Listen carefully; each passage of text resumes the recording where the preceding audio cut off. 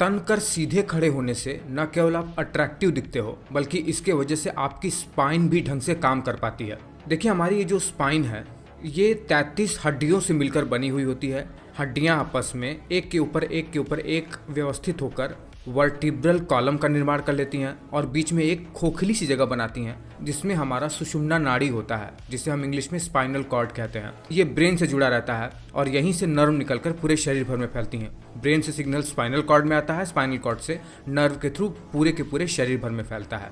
जब हड्डियां एक के ऊपर एक व्यवस्थित होकर रीढ़ की हड्डी का निर्माण करती ही हैं, तब ये अपने साइड में भी कुछ होल्स का निर्माण करती हैं जिससे नर्व निकलती हैं। अगर इन हड्डियों में थोड़ी भी गड़बड़ी आती है या इन हड्डियों के बीच में जो इंटरवर्टिब्रल डिस्क है इसमें गड़बड़ी होती है तो इन होल्स में निकले हुए जो नर्व हैं उनमें दिक्कत हो सकती है और व्यक्ति को लोकेशन के आधार पर कई तरीके के सिम्टम्स दिखने को मिल सकते हैं जो कि बिल्कुल भी अच्छे नहीं होते हैं। लेकिन बात यह है कि मैं आपको सीधा तन कर चलने के लिए क्यों कह रहा हूँ। अगर आप टेढ़ा होकर चलोगे या झुक के चलोगे तो उसमें दिक्कत क्या है भाई? बहुत दिक्कत है। सबसे ज़्यादा दिक्कत तो इसी में ही है। आपकी स्पाइन आपका स्तंभ है जिस पर आप पूरे के पूरे टिके हुए हो। अगर वो स्वस्थ है तो आपके चेहरे पर तेज आएगा। सब कुछ आपका स्पाइन ही है, इसे आप ऐसा मान के चलिए।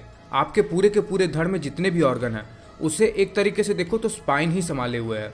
अगर आप झुक कर चलते हो, दिन भर मोबाइल चलाते रहते हो, गर्दन हमेशा आपकी झुकी रहती है। हो सकता है कि इन कारणों से आपकी मसल स्टिफ हो जाए, पॉस्चर गड़बड़ होने की वजह से रीढ़ की हड्डियों के स्ट्रक्चर में भी दिक्कत आने लगे। और अगर ऐसा हुआ तो जैसा कि मैंने आपको बताया है कि यहीं से नर्व निकलते हैं, पूरे शरीर भर में फैलते हैं और इम्पल्सेस के थ्रू पूरे शरीर को कंट्रोल करते हैं। झुकने की वजह से अगर रीढ़ की हड्डी में कंप्रेशन हुआ, नर्व दबना शुरू हो गई तो सबसे पहला सिम्टम जानते हो क्या देखने को मिलता है आपको? सांस लेने में दिक्कत होती है। लगता है कोई बहुत बड़ी बीमारी हो गई है। हार्ट बीट कभी भी अचानक से तेज हो सकता है क्योंकि इसमें तो नर्व दब रही है और आपको तो पता ही होगा कि हार्ट नर्व से ही तो कंट्रोल होता है। एक कंडीशन होती है किफोसिस। जैसे आप लोग डेली के जीवन में बोलते हैं कि देखो इस व्यक्ति को कुबड़ निकल गया है। ये जो कुबड़ा है, कुबड़ जिसे हम कहते हैं, इसे मेडिकल की भाषा में किफोसिस कहते हैं। देखिए, हमारी रीढ़ की हड्डी गर्दन वाले इलाके में सी आकार का शेप बनाता है, सीने वाले इलाके में रिवर्स सी बनाता है, पेट वाले इलाके में भी एक सी आकार बनाता है। क्या होता है ना, जब आप बहुत ज़्यादा झुक के चलने का प्रयास कर लेते हो, टेढ़ा होकर चलते हो, तो आपके पीठ पर एक कुबड़ निकल जाता है। ये कुबड़ निकलता है बार बार झुक के चलने की आदत से, झुक कर मोबाइल देखने की आदत से। इसमें क्या क्या होता है, रीढ़ की हड्डी अपना शेप ही बदल लेती है। इंटरवर्टिब्रल डिस्क डैमेज होने लगता है जिससे हड्डियां खिसक कर बाहर की ओर निकलने लगती है। जो रिवर्स सी का शेप होता है रीढ़ की हड्डी का सीने के सेक्शन में, वो अब बाहर की ओर सी बनाने लगता है। इसके वजह से सांस लेने में दिक्कत होना, क्योंकि इसके वजह से फेफड़ा ढंग से एडजस्ट ही नहीं हो पाता है अपने थोरैसिक कैविटी में। हार्ट बीट में दिक्कत हो सकती है। इसी तरीके के एक और कंडीशन होती है, इसे कहते हैं लॉर्डोसिस। हमारे पेट के सेक्शन में रीढ़ की हड्डी सी आकार बनाती है। लॉर्डोसिस की अवस्था में जब आप बहुत ज़्यादा तन के खड़े रहते हो या फिर पुअर पॉस्चर अपनाते हो, ढंग से सोते नहीं हो, या फिर आपकी एजिंग की वजह से हड्डियां घिस रही हो, इन्फ्लेमेशन की वजह से हड्डियों में अर्थराइटिस हो गई हो, तो पेट के सेक्शन में रीढ़ की हड्डी आगे की ओर निकलने लगती है, आगे की ओर एक कुबड़ सा बना लेती है, जैसा आप इस इमेज में देख रहे हैं।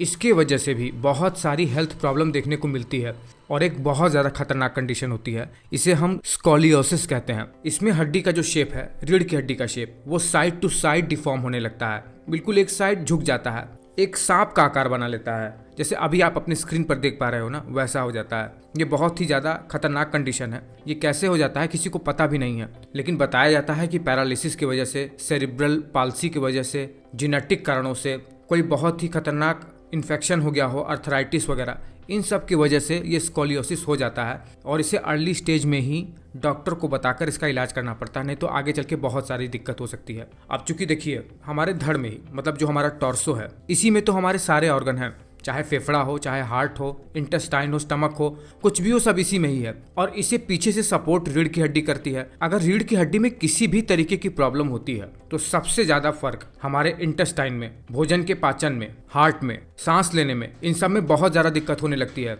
अगर नर्व बहुत ज्यादा अफेक्टेड होने लगी इस इलाके में तो व्यक्ति अपने ब्लैडर कंट्रोल भी खो देता है। अब इस सिचुएशन में मेरा आपको यही सलाह है कि सिचुएशन बिगड़ जाए इससे पहले आप टेढ़ा होकर चलना बंद कर दीजिए, झुक के चलना बंद कर दीजिए। ये आपके चाल को भी प्रभावित कर सकता है, क्योंकि जो रीढ़ की हड्डी है, यहीं से ही सारी नर्व निकलती है पूरे शरीर को कंट्रोल करने के लिए, जो कि ब्रेन से जाकर जुड़ जाता है।